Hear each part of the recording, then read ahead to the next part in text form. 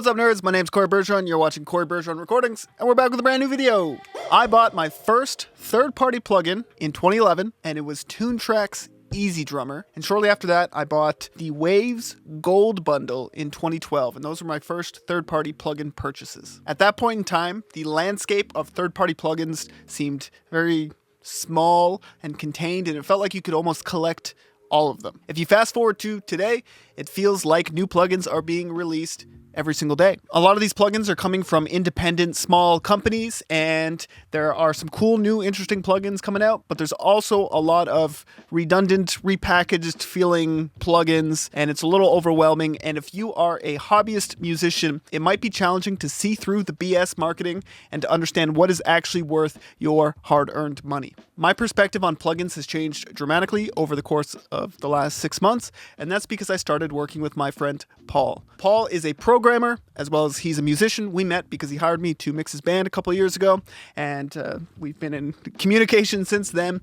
And he has a genuine interest in music and an interest in programming and being a coder. And when you put those two things together, the natural course is to start making plugins. So over the last couple of months, I know I've learned a ton, and I know Paul's learned a ton, and I figured it might be interesting to share what we've learned with anyone out there, any hobbyist musician or music producer that has an interest in music production and using plugins, just how plugins are created. So without further ado, here's a conversation with Paul where we just talk all things about making plugins. Okay, so I'm here with Paul. Hey, what's up? So Paul, I guess you can introduce yourself, and can you give me just a bit of your background? You are a programmer. What does that mean, and what do you do? Sure. So I started out writing code for iOS devices, like iOS apps. That'll be like 10 years ago now. And then I moved into like more web-based stuff, so websites and the information that powers websites on the back end. That's still what I'm doing now for like contract work. I always, had this interest in music.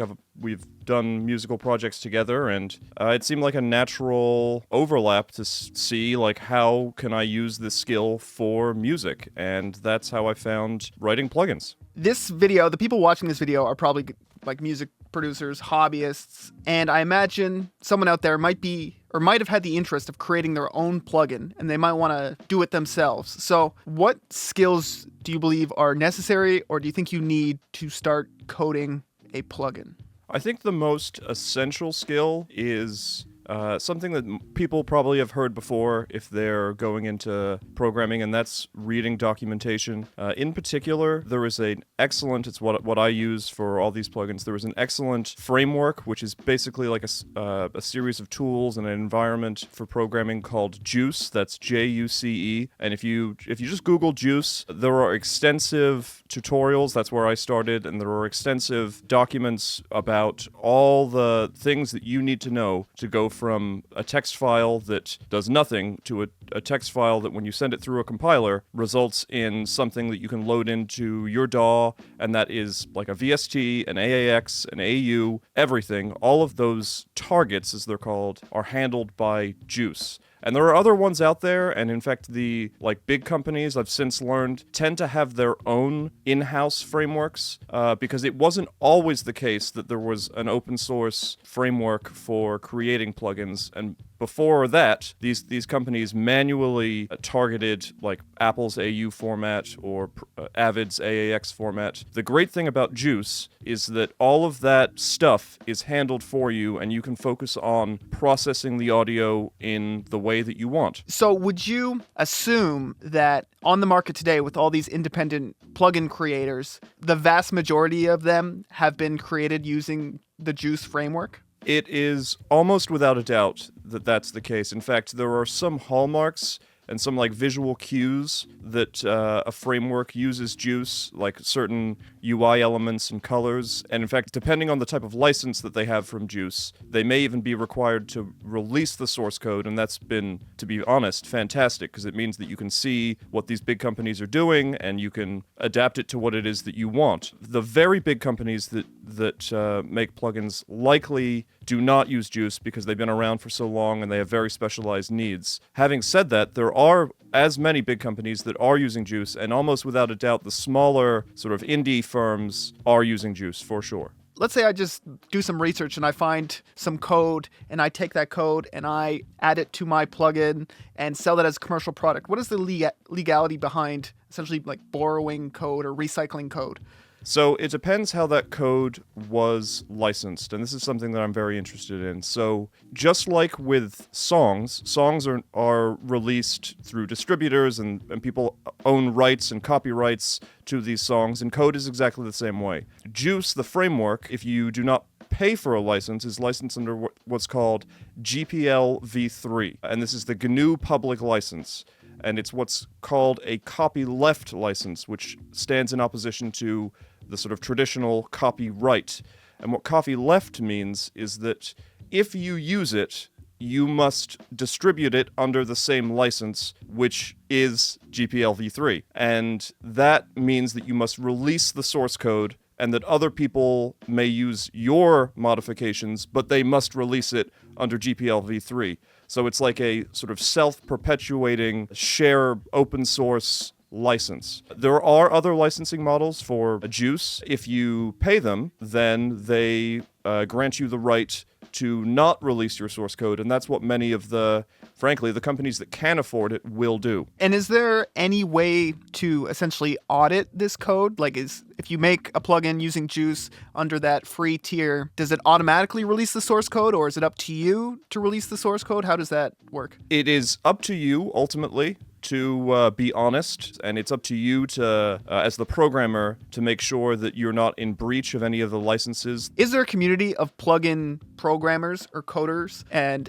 does that community share essentially their findings? And is there like a place where you can ask questions if you run into obstacles? Absolutely. In fact, the Juice forum, and I think it's juiceforum.com, or if you let me just check, it's forum.juice.com, is exactly that. And it's a fantastic community. They have a jobs board, they have Q&A, and in fact, the creator of Juice, whose name is Jules, posts there regularly. People who are just coming to this and like have a question about how it works, you'll sometimes be sort of surprised to find that Jules himself just responds to them, and it's not like some big thing. He's just like pointing out like a mistake they made or the documentation that they need. The Juice forum is fantastic. There are others. I think the other one that I've seen is KVR Audio's forum, but that's a bit more general. Like that includes Juice, and they've got some other there are other tools out there as well and other development in the audio programming space, but those are the two big ones that I know of. Interesting. So if Juice is so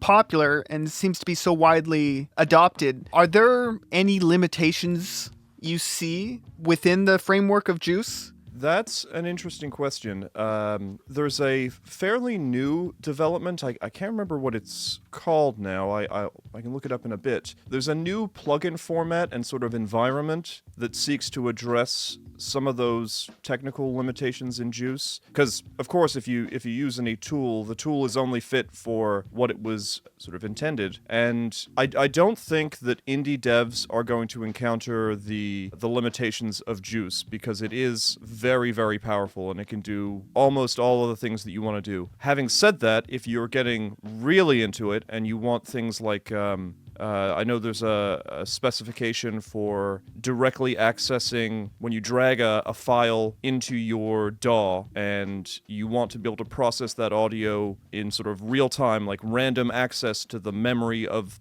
that track. I'm not sure if Juice can handle that or not, and I know that there are some other formats that people are working on and working with that do that. That is something I don't really know much about. You're saying like an ARA feature might not be... that is like what there it's may called. not be a tool for it? Yeah. Now, having said that, because I haven't needed to do any ARA, I can't speak to whether or not Juice actually is limited in that way, but I've seen that there are developments in other frameworks for things that I don't understand, to put it bluntly. Further, I think a big limiting factor of Juice may be the language that it's in, and this is a little bit about the audio programming and audio world more broadly, as in, I mean, you remember the change from 32-bit, I'm sure, to 64-bit and the sort of havoc that wrought, and then more recently with Apple's converting from Intel to their ARM-based M1, M2 chips and the havoc that has wrought. Because you need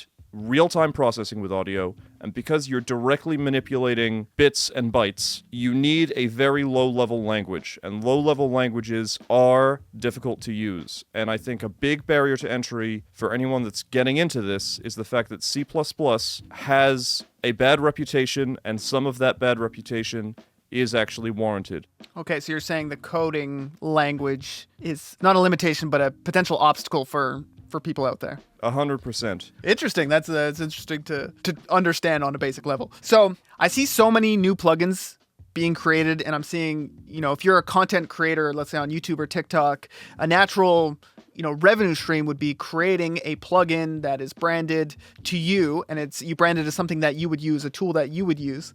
How easy would it be for someone that has, let's say, your level of experience coding to just go onto the forums, look up the code to essentially emulate an SSL EQ, slap a GUI on it, and then ship that as a product?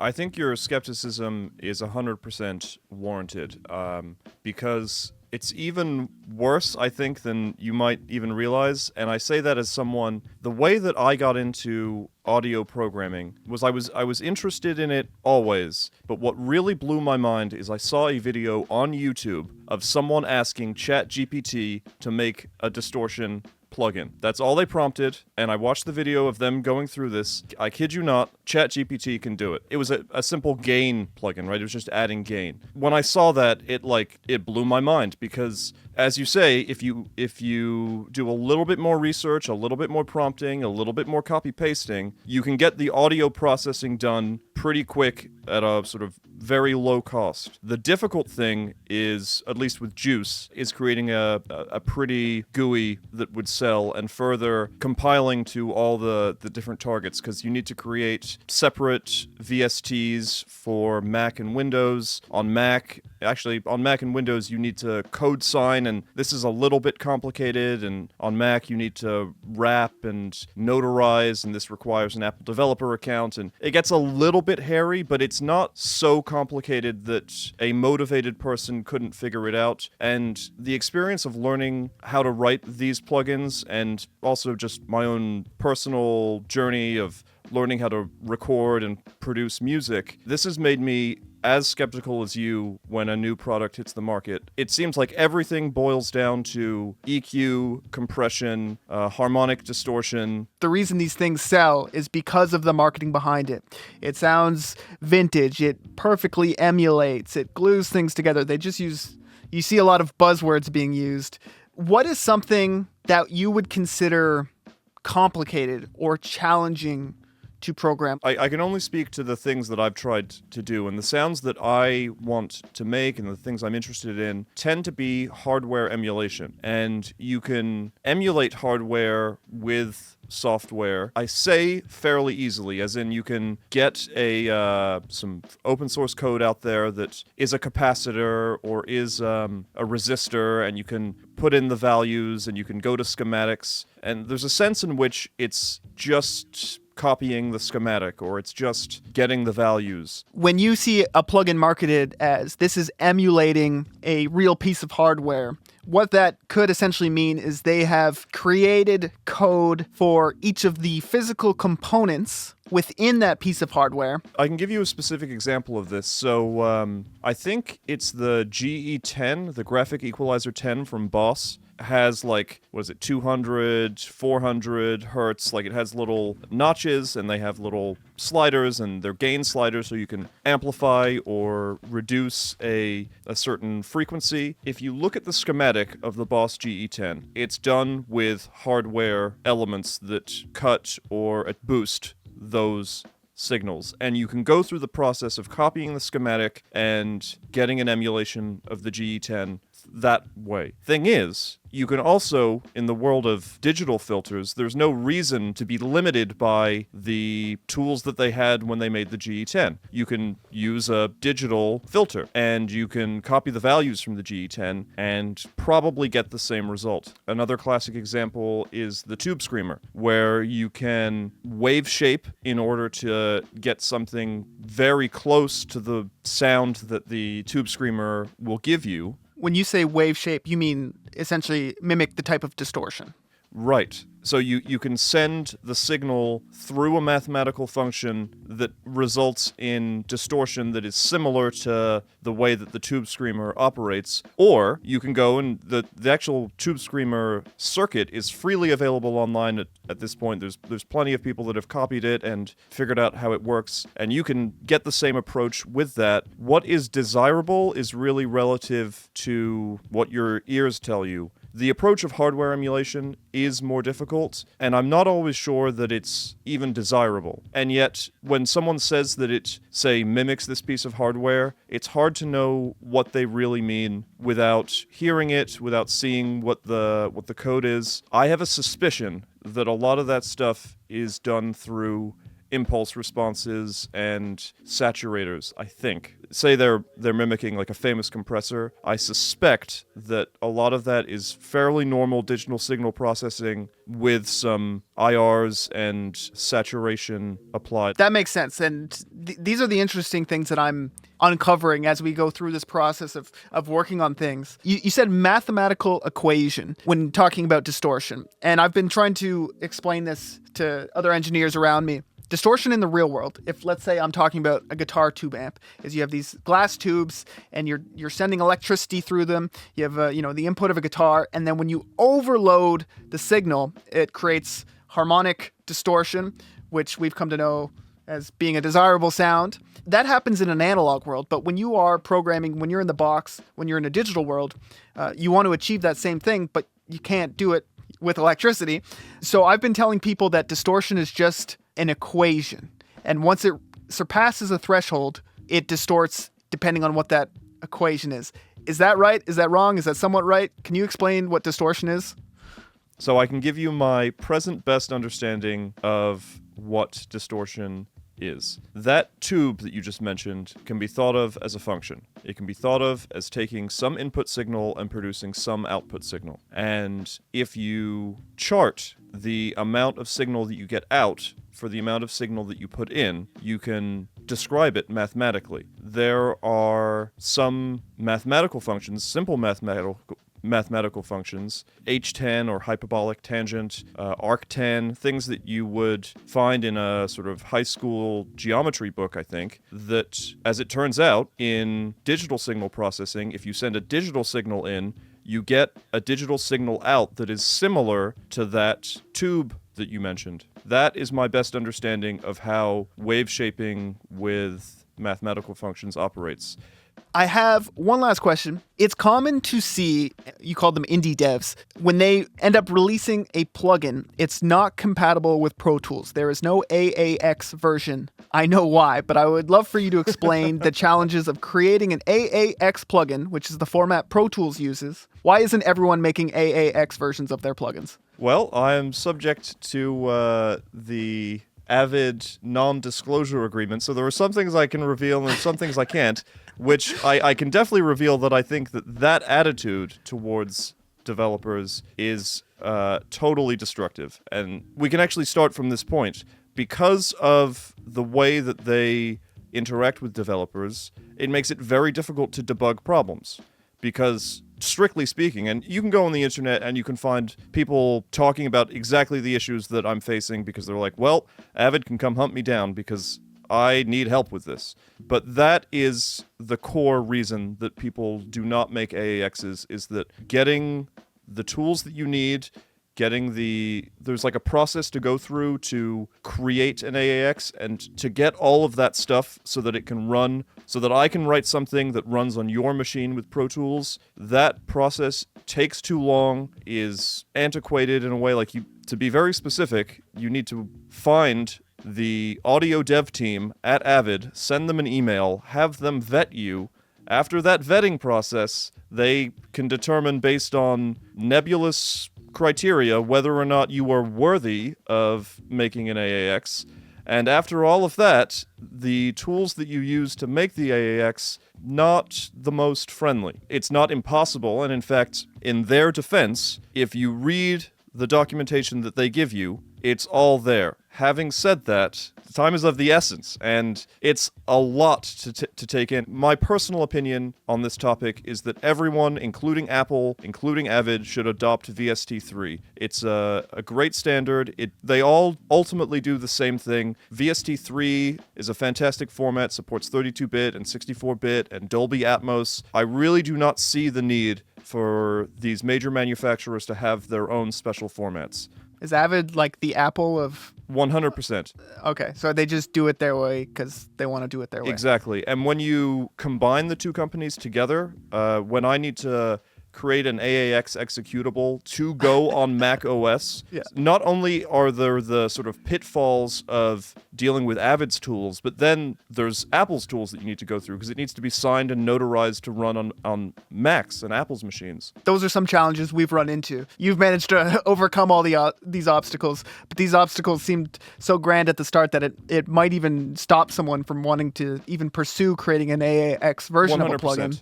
And that's why you see companies out there only releasing VST3 and AU versions of their product. Okay, well, thank you very much, Paul, for sharing your perspective on all this and sharing your experience. I mean, if anything, this has just made me want to ask more questions. So if anybody's watching this and they have questions for Paul, you can leave them down in the comment section down below.